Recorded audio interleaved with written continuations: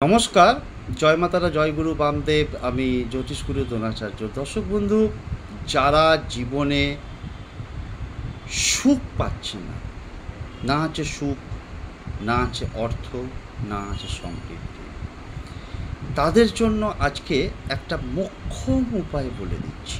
যে কোনো দিন স্নান করে শুদ্ধভাবে শুদ্ধ বস্ত্রে একটা লাল কালির পেন নেবে এবং 4টে ছোট ছোট সাদা কাগজে নেবে, ছোট ছোট সাইজ, অর্থাৎ একটা কাগজকে 4টে টুকরো করলে যে সাইজটা হয়।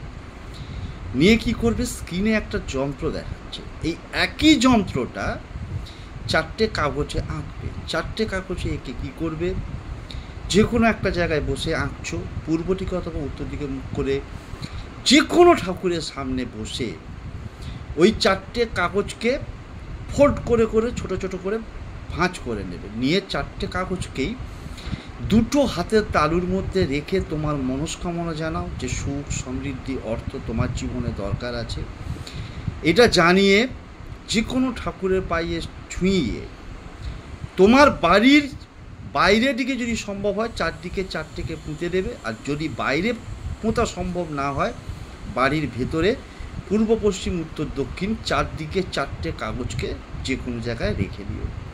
দেখো, তোমার জীবনে অর্থ সুখ সমৃদ্ধি অনায়াসেই আসবে।